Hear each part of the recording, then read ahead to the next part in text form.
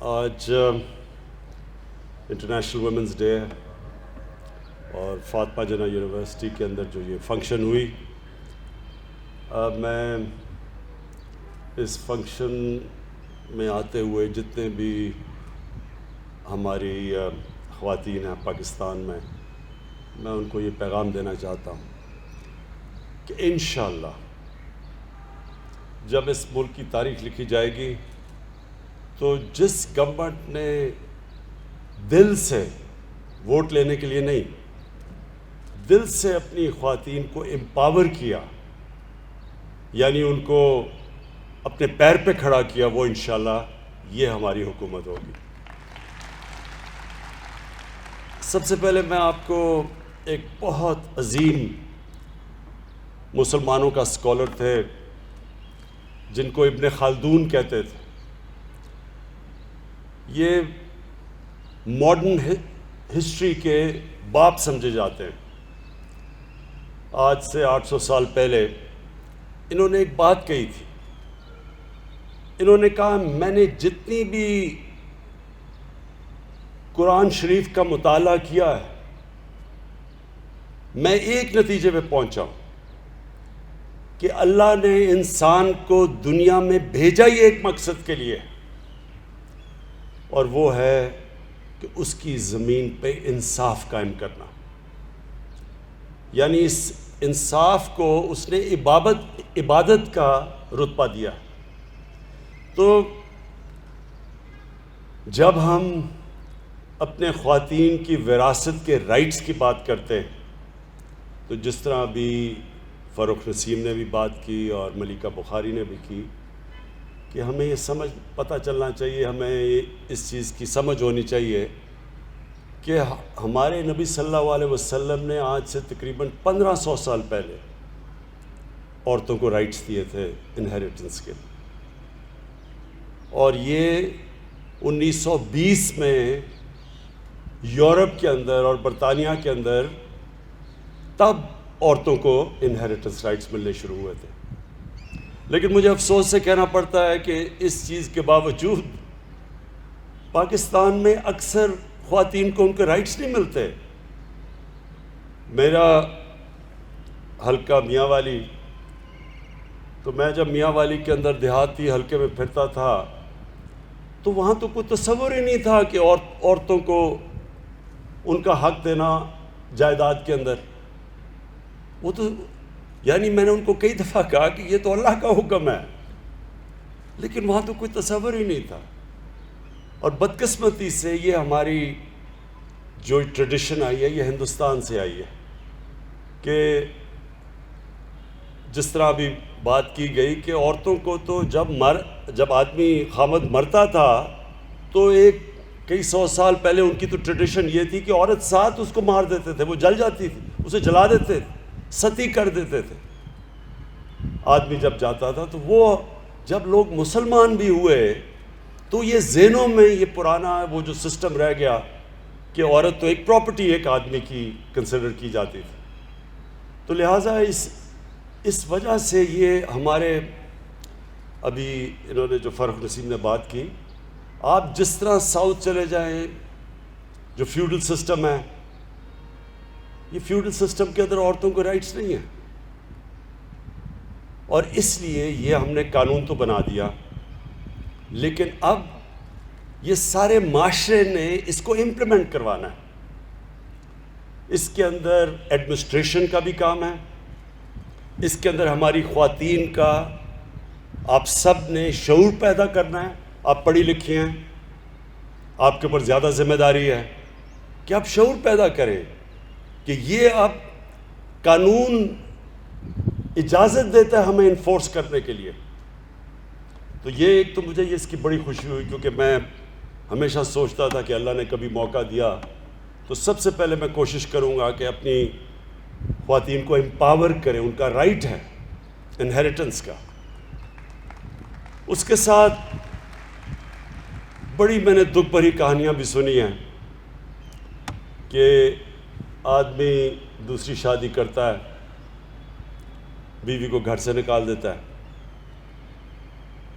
بیوی کا کوئی رائٹ نہیں ہوتا، کئی دفعہ بچے بھی لے جاتا ہے. تو یہ اس کے لیے بھی پوری ہمیں جدوجہد کی ضرورت ہے کہ عورت کے رائٹس ہیں. ڈیورس کے اندر عورت کو رائٹ دینا پڑتا ہے، اس کے حقوق ہیں، اور اس کے لیے بھی ہمیں انشاءاللہ جیسے جیسے شعور بڑھتا جائے گا یہ بھی ہم انفورس کریں گے. اور تیسری چیز تعلیم.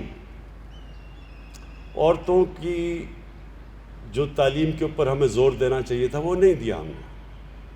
میں نے زندگی میں کامیابی حاصل کی اس کی بہت بڑی وجہ میری والدہ تھی. میری والدہ پڑھی لکھی تھی، اور ایک تو میری والدہ کو ان کے باپ نے ان کو وراثت میں حقوق دیے، ان کو پراپرٹی ملی. دوسرا کیونکہ ان کو پڑھایا ہوا تھا، پڑھی لکھی تھی، تو مجھے کھیلوں کا بڑا شوق تھا، سپورٹس کا بچپن سے شوق تھا. تو اگر وہ مجھے ہوم ورک نہ کرواتی میں نے کبھی پڑھنا نہیں تھا، کیونکہ عموماً جو سپورٹس مین ہوتے ہیں وہ پڑھتے نہیں ہیں، کیونکہ ایک آپ کو اوپر پہنچنے کے لیے آپ میں جنون ہوتا ہے. تو وہ جنون جب آپ کو ایک چیز سے ہو جاتا ہے تو ایک ہیومن مائنڈ جو ہوتا ہے وہ دوسری چیزوں پہ کانسنٹریٹ نہیں کرتا. تو وہ میری والدہ کو آج بھی میں کریڈٹ دیتا ہوں کہ وہ زبردستی جو مجھے ہوم ورک کرواتی تھی، اور وہ کیونکہ وہ پڑھی لکھی تھی.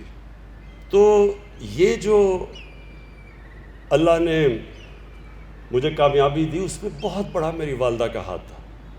تو میں اب سوچتا ہوں کہ وہ گھر، اور وہ اتنے زیادہ گھر ہیں جدھر والدہ پڑھی لکھی نہیں، وہ بچوں کو بہت بڑی ڈس ایڈوانٹیج ہے. اس لیے ہم نے اپنے اساس پروگرام میں، پہلے تو میں یہ آپ کو بتاؤں کہ اساس پروگرام 98% جو پیسہ ہم ڈسٹریبیوٹ کرتے ہیں، جو اب تک تقریباً 500 ارب روپیہ ڈسٹریبیوٹ کر چکے ہیں، وہ عورتوں کے تھرو کرتے ہیں. 98% اساس کا پیسہ خواتین کے ذریعے ہم بانٹتے ہیں.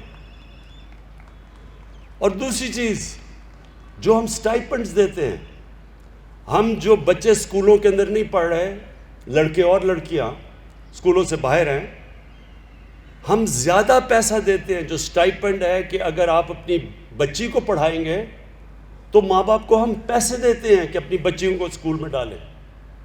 اور پھر سے اس کی وجہ یہ ہے کہ جب ایک ماں پڑھی لکھی ہوتی ہے وہ سارا گھر اٹھا دیتی ہے. میرے میاں والی میں جب میں کیمپین کرتا تھا تو وہاں ہمارا ایک عیسیٰ خیل کی تحصیل ہے، وہ بالکل کونے پہ ہے. تو وہاں نہ کوئی ٹیچرز جاتے تھے پنجاب سے، اور نہ ہی وہاں کوئی نرسز ملتی تھیں. اس کا نتیجہ کیا ہوا کہ وہاں لڑکیوں کے اسکول کے اندر ہمیں استانیہ نہیں ملتی تھی، ہمارے ہاسپٹل میں نرسز نہیں ملتی تھیں، کیونکہ وہاں بچیاں پڑھتی نہیں تھیں، کیونکہ اسکول خالی پڑے تھے. تو وہ بھی میں نے ہمیشہ یہ سوچا کہ جب تک ہم اپنی بچیوں کو نہیں پڑھائیں گے یہ ملک آگے نہیں بڑھ سکتا. تو اس لیے ہم نے اسکالرشپس کے اندر، اور جو ہماری جو اوور آل اسکالرشپس ہیں 40% لڑکوں کے لیے ہیں، 60% لڑکیوں کے لیے.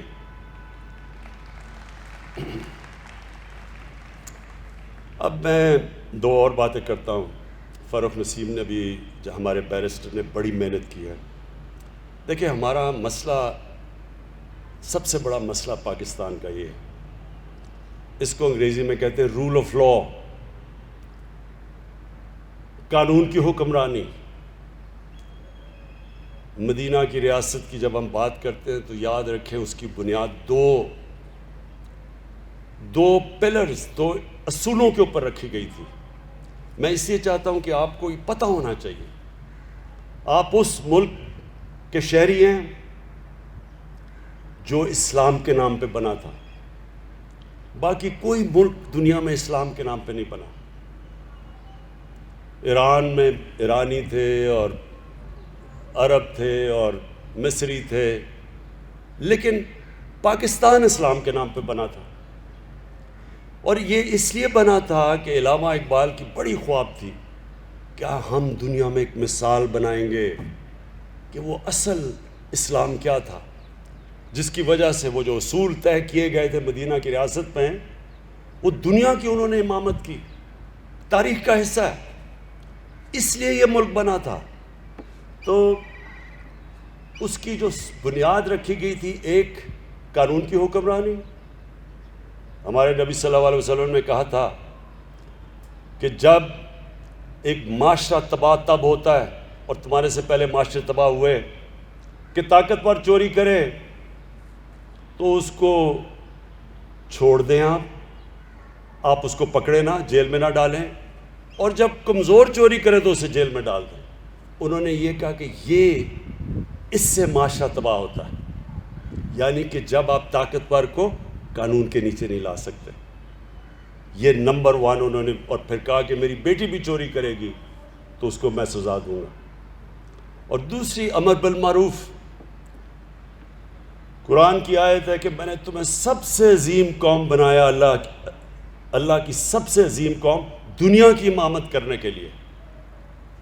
اور پھر کہا تم اچھائی کے ساتھ کھڑے ہوتے ہو، اچھائی کے لیے جہاد کرتے ہو، اور برائی یا بدی کو اس کے خلاف ہوتے ہو، اس کے خلاف جہاد کرتے ہو، یعنی اچھے برے کی آپ تمیز کرتے ہو۔ یہ 2 اصول تھے۔ تو جو قانون کی حکمرانی ہے وہ اس لیے مشکل ہمارے ملک میں، سب سے بڑی جہاد ہم لڑ رہے ہیں کیونکہ یہاں طاقتور قانون کے نیچے نہیں آنا چاہتا، تو وہ NRO مانگتا ہے، وہ بلیک میل کرتا ہے کہ اگر آپ نے میری چوریاں معاف نہ کی، مجھے نہ کیا، تو میں آپ کو گورنمنٹ کرا دوں گا۔ یہ ہے یہاں ملک کا المیہ بنا ہوا۔ جنرل مشرف جیسا ملٹری ڈکٹیٹر نے بھی گھٹنے ٹیک کے NRO دے دیے۔ لیکن آپ کے سامنے جو آدمی کھڑا ہے وہ NRO تو نہیں دینے لگا، لیکن وہ یہ آپ کو آج کہہ دے کہ وہ جب تک زندہ ہے ان کو NRO نہیں دے گا، جہاد لڑے گا ان کے اگینسٹ، کیونکہ اس میں میرے ملک کی بہتری ہے۔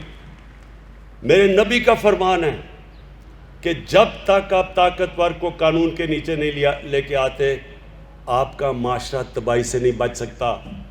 آج دنیا اٹھا کے دیکھ لے، سارے غریب ملک، جس ملک میں غربت ہے وہاں طاقتور چوری کر کے بچ جاتا ہے، کمزور صرف جیل میں جاتا ہے، قانون کی بالادستی نہیں ہے۔ ساری دنیا میں دیکھ لیں، سارے غریب ملک وسائل سے بھرے ہوئے ہیں، لیکن کیونکہ کمزور، صرف چور کمزور جیل میں جاتا ہے، کیونکہ طاقتور چور تو زیادہ چوری کرتا ہے۔ طاقتور چور تو بڑے بڑے لندن میں محلات خرید سکتا ہے، وہ چھوٹا چور تو بھینس چوری کرے گا، موٹر سائیکل چوری کرے گا، وہ تو کتنا نقصان پہنچا سکتا ہے۔ اس لیے ساری دنیا کے اندر آپ چلے جائیں تو غریب ملکوں کی غربت کی وجہ وسائل کی کمی نہیں ہے، وہ طاقتور ڈاکو دندناتا پھرتا ہے۔ اور یہ جو ہم ایکسیپٹ کر جاتے ہیں اپنے معاشرے کے اندر، وہ لوگ جو جرم کرتے ہیں، جو کرپشن کرتے ہیں، ہم ان کو برا نہیں سمجھتے۔ ہم اگر ان کو ایکسیپٹ کر جاتا ہے، معاشرہ اور کرپشن کو ایکسیپٹ کر جاتا ہے، تو یہ سب سے پہلے یاد رکھیں کہ وہ معاشرے کا تباہی کی اس لیے بنیاد بنتی ہے کہ محنت کیوں کوئی کرے۔ اگر میں چوری سے پیسہ بنا سکتا ہوں تو میں کیوں آپ کی طرح محنت کروں، میں پڑھوں، میں اپنے زندگی کے 14 سال پڑھائی میں گزاروں، پھر میں 10-10 9-9 گھنٹے محنت کروں، کام کروں، جبکہ ایک آدمی نہ کام کرے نہ کچھ کرے اور چوری کر کے ڈاکہ مار کے امیر ترین بن جائے، وہ معاشرہ نہیں چلتا۔ اس لیے امریکہ کے اندر وہ کہتے ہیں چوروں کو کہ you can run but you کی ناٹ ہائیڈ۔ اس لیے چائنا کے اندر، جو چائنا عروج پہ گیا ہے، انہوں نے 450 وزیروں کو 6-7 سالوں میں جیلوں میں ڈالا ہے، اس لیے وہ اوپر گیا ہے۔ تو انشاءاللہ یہ جو ہماری جنگ ہے، یہ ہماری حقوق کی جنگ ہے، عورتوں کے حقوق کی جنگ ہے، جو کمزور طبقہ ہے اس کی حقوق کی جنگ ہے. یہ ہیومن رائٹس کی جب آپ بات کرتے ہیں، یہ سارے کمزور طبقے کی آپ بات کرتے ہیں. کئی دفعہ آپ یہ تصور کرتے ہیں جی صرف عورتوں کو حقوق، میں دیکھتا ہوں کہ صرف عورتوں کی حقوق کی بات کرتے ہیں. تو تصور کریں نا، ایک غریب گھر ہے، وہ بچے کے کوئی حقوق نہیں ہیں، آدمی کے کوئی حقوق نہیں ہے، لیکن عورت کو حقوق مل جائیں گے. وہ کیسے ہو سکتا ہے؟ حقوق تو اکراس دا بورڈ، قانون آپ کے ملک کے اندر جو عدالتیں ہیں وہ آپ کو رائٹس دیتی ہے. پھر آپ کا سارا سسٹم آپ کی مدد کرتا ہے، آپ کا تعلیمی نظام. اور انشاءاللہ جو میں نے اپنی پارٹی کا نام آج سے 25 سال انصاف کی تحریک رکھا تھا، وہ ایک جہاد کا نام تھا. 25 سال سے جہاد لڑ رہا ہوں، اور انشاءاللہ مجھے کبھی شک نہیں ہے کہ میرے اللہ نے ہر چیز جو میں نے کی ہے اس نے مجھے کامیاب کیا ہے، اس میں بھی وہ مجھے کامیاب کرے گا. اور شیخ صاحب، آخر میں آپ کو میں صرف ایک چیز سے اپنی یہ بات ختم کرتا ہوں. دیکھیں، جتنا بھی یہ ڈاکوؤں کا گلدستہ ہے، چوروں کا ٹولہ، یہ جتنی بھی کوشش کرے، جو بھی کر لے، جتنی بھی یہ پلاننگ کر لے، اللہ نے مجھے وہ دنیا میں، جب دنیا کی کرکٹ کی تاریخ میں انہوں نے مجھے ٹاپ 5-6 کپتانوں میں رکھا تھا. یعنی وہ سمجھتے ہیں کہ 5-6 ٹاپ کپتانوں میں دنیا کی تاریخ میں میرا بھی نام ہے. تو جو کپتان ہیں، شیخ صاحب یہ یاد رکھیں، کپتان جب میچ کھیلتا ہے نا تو وہ اپنے مخالف کی ہر چیز کے لیے تیار ہوتا ہے کہ اگر وہ ٹاس جیتے گا تو میں کیا کروں گا، میں ٹاس جیتوں گا تو میری ٹیم کیا ہوگی، وہ اگر وکٹ تیز بلائے گا تو میں کون سی بولنگ کھلاؤں گا. یعنی ہر چیز کی، یہ جو بھی مخالف میرے ہیں، یہ چوروں کا ٹولہ، ڈاکوؤں کا پلندہ، گلدستہ، یہ جو بھی کریں گے شیخ صاحب، میں ان کے لیے تیار ہوں. شکریہ.